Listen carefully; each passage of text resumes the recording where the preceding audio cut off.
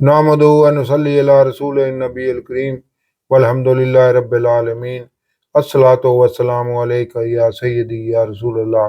وسلم علیکہ وعلی آلکہ وصحابکہ یا سیدی یا حبیب اللہ۔ معزز سامعین و ناظرین، السلام علیکم ورحمۃ اللہ وبرکاتہ۔ آج ہم سورہ الجن کا مطالعہ شروع کر رہے ہیں۔ ابتدا میں تلاوت کلام پاک۔ اعوذ باللہ من الشیطان الرجیم، بسم اللہ الرحمن الرحیم۔ قل اوحی الی انہ استمع نفر من الجن فقالوا ان سمعنا قرآنا عجبا یہدی الی الرشد فآمنا بہ ولا نشرک بربنا احدا وانہ تعالی جد ربنا ما اتخذ صاحبۃ ولا ولدا وأنه كان يقول سفيهنا على الله شططا وأنا ظننا أن لن تقول الإنس والجن على الله كاذبا۔ صدق اللہ العظیم۔ اب سورہ جن کا مختصر سا خلاصہ۔ سورہ جن مکی و مدنی صورتوں کے 7ویں گروپ کی چھٹی مکی صورت ہے۔ اس میں 28 آیات اور 2 رکوع ہے، جو 29ویں پارے کے 10ویں رکوع سے 11ویں رکوع تک ہے۔ اس صورت کی پہلی آیت میں ہی جنات کا ذکر ہے اور اس صورت میں جنات پر گفتگو بھی کی گئی ہے، اور یہی اس صورت کی وجہ تسمیہ ہے۔ جنات سے متعلق لوگوں کے بعض غلط خیالات کا ذکر کرتے ہوئے ان کا جواب بھی دیا گیا ہے۔ اس صورت کی بعض آیات سے ظاہر ہوتا ہے کہ حضور اکرم صلی اللہ علیہ وسلم کی دعوت حق کا اطلاق انسانوں کے ساتھ جنوں پر بھی ہوتا ہے۔ اس صورت میں مساجد اور انبیاء علیہ السلام کی عزت و عصمت کے بارے میں بھی بتایا گیا ہے۔ یہ صورت کا مختصر سا جائزہ تھا۔ اب اس صورت کی تفسیر النور۔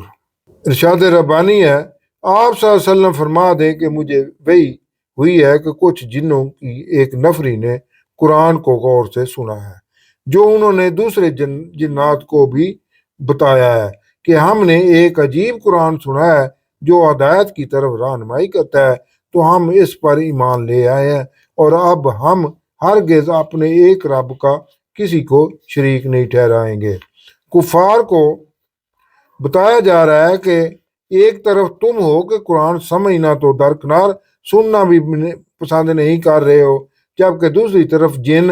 اس پر اثر کلام کو ایک بار سن کر ہی ایمان لے آئے ہیں، اور جن کہہ رہے ہیں کہ یہ ہمارے رب کی شان بہت بلند ہے، اور نہ ہی اس نے اپنے لیے کوئی بیوی ٹھہرائی ہے اور نہ ہی کوئی اولاد، یعنی اللہ کا کوئی شریک نہیں ہے۔ اور بے شک ہم میں سے ایک بیوقوف شیطان اللہ پر بڑھ چڑھ کر باتیں کرتا تھا، اور یہ کہ ہم تو اس گمان میں تھے کہ جن اور انسان اللہ پر ہرگز جھوٹ نہیں باندھیں گے، اور یہ کہ انسانوں میں سے کچھ مرد جنوں کے مردوں کی پناہ لیتے ہیں۔ تجارت کے دوران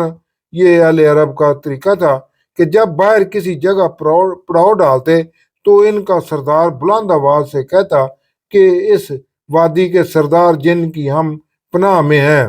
جس سے ان جنوں کی سرکشی میں اضافہ ہوتا گیا کہ آج اسی آدم کی اولاد ہمیں اپنے سے برتر سمجھ رہی ہے، جسے سجدہ نہ کرنے پر ہمارے بڑے شیطان کو جنت سے بے دخل کر دیا گیا تھا۔ اور یہ کہ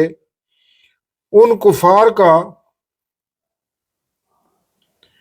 بھی یہ گمان ہے کہ جیسے اے جنات تمہارا گمان ہے کہ بے شک اللہ کسی کو دوبارہ نہیں اٹھائے گا، یعنی مرنے کے بعد زندہ ہونے کے عقیدے کی کوئی حیثیت نہیں ہے۔ اور یہ کہ جب ہم نے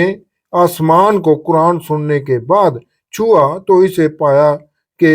آسمان سخت پہرے داروں اور آگ کے انگاروں سے بھر دیا گیا ہے، یعنی جنات اس سے قبل فرشتوں کے ساتھ رابطے میں تھے اور آسمان پر ان کے پاس جایا کرتے تھے، اور اس وقت کوئی ایسی نگرانی نہیں کی جاتی تھی۔ لیکن اب کوئی خاص واقعہ رونما ہوا ہے یا ہونے والا ہے جس کی رازداری قائم رکھنے کے لیے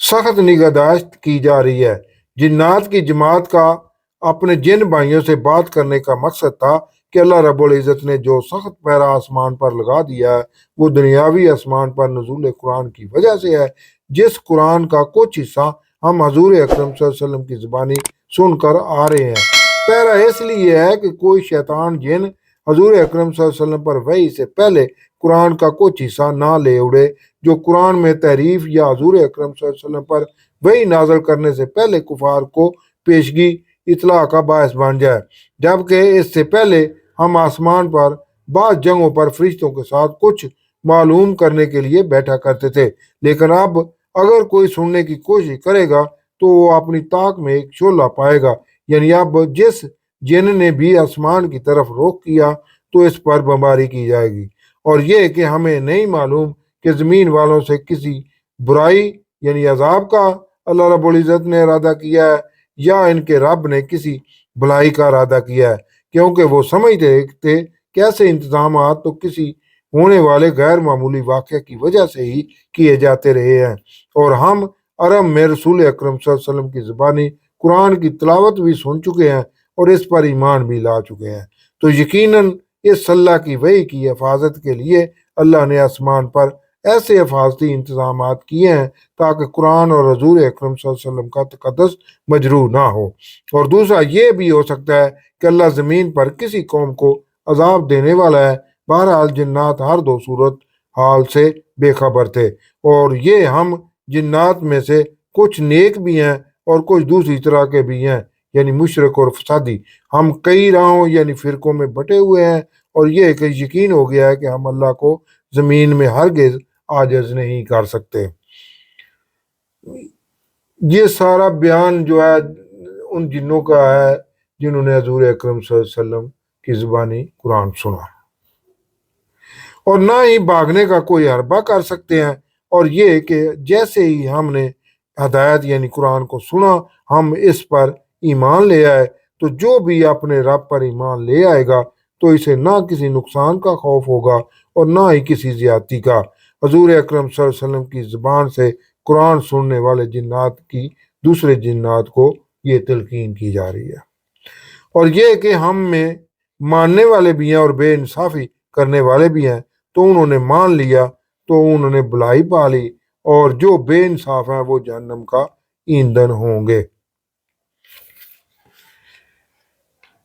آپ صلی اللہ علیہ وسلم فرما دیں کہ مجھے وحی کی گئی ہے کہ اگر یہ کفار مکہ درست راستے پر چلتے رہتے تو ہم انہیں بھی تجارتی سفروں کے دوران اور اپنی بستیوں میں قیام کے دوران وافر پانی دیتے کہ سفر کے دوران پیاس سے بچ جاتے اور بستی میں قیام کے دوران پانی سے اپنی زمینیں سیراب کرتے اور خوب پھل اور اناج اگاتے، اور نقصان سے بچنے کے لیے انہیں کسی سرکش جن کی پناہ کی بھی ضرورت نہ رہتی، تاکہ ہم ان کی آزمائش کرتے، اور جو بھی اپنے رب کے ذکر سے روح گردانی کرے گا تو اللہ اسے چڑھتے عذاب میں ڈال دے گا، اور یہ کہ مسجدیں یعنی سجدہ گاہیں جن میں جسمانی عذاب بھی ہیں جو سجدے میں شامل ہوتے ہیں اللہ ہی کی ملکیت ہیں، تو اللہ کے ساتھ اے کفار مکہ تم کسی کو مت پکارو جیسے سفر میں پڑاؤ کے دوران تم جنوں کی پناہ لیتے ہو، اور یہ کہ جب اللہ کا بندہ اس کو پکارنے کے لیے کھڑا ہوتا ہے یعنی جب نماز کی حالت میں قرآن پاک کی تلاوت کر رہا ہوتا ہے تو ایسا لگتا ہے کہ لوگوں یا جنوں کے ٹھٹ لگ جائیں گے قرآن سننے کے لیے یا قرآن کی مخاصمت میں حضور اکرم صلی اللہ علیہ وسلم پر حملہ کرنے کے لیے، تو آپ صلی اللہ علیہ وسلم فرما دیں کہ میں تو اپنے رب کو ہی پکارتا ہوں اور کسی کو اس کا شریک نہیں ٹھہراتا، یعنی اے کفار مکہ جو کچھ میرا بگاڑنا ہے بگاڑ لو، میں اللہ کی بندگی سے کبھی بھی کسی صورت میں بھی پیچھے نہیں ہٹوں گا، بلکہ سب کو اس دعوت حق کی تبلیغ سے بھی نہیں رکوں گا۔ آپ صلی اللہ علیہ وسلم انہیں یعنی کفار کو کہہ دیں کہ مجھے تمہارے نقصان کا کوئی اختیار نہیں ہے اور نہ ہی تمہارے کسی بھلے کا۔ آپ صلی اللہ علیہ وسلم فرما دیں کہ مجھے ہرگز کوئی نہیں بچا سکتا اللہ سے اگر میں اللہ کی بندگی کرنے یا دعوت کی تبلیغ سے رک جاؤں، اور نہ ہی اس اللہ کے سوا میری کوئی پناہ کی جگہ ہوگی مگر یہ کہ اللہ کی طرف سے اس کے نازل کردہ احکامات پہنچا دینا، یعنی یہی آپ صلی اللہ علیہ وسلم کی ذمہ داری ہے، اور جو اللہ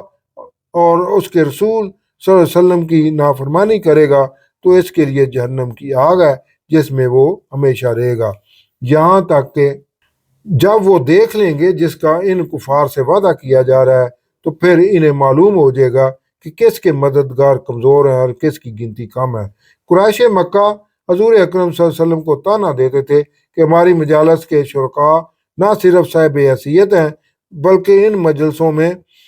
افراد کی تعداد بھی زیادہ ہوتی ہے، جبکہ آپ صلی اللہ علیہ وسلم کی مجالس میں چند غربا و مسکین ہی جمع ہوتے ہیں جن کی ہماری نظر میں کوئی وقت نہیں ہے۔ اللہ نے کفار کے اس طعنے کا جواب اس آیت میں دیا ہے کہ قیامت کے دن سب علم ہو جائے گا کہ کس کی نفری کم ہے اور کون بے وقت ہے۔ آپ صلی اللہ علیہ وسلم فرما دیں کہ میں نہیں جانتا کہ وہ جس قیامت کا تم سے وعدہ کیا جا رہا ہے کہ وہ قریب ہے یا میرا رب اس کی مدت مزید بڑھا دے گا۔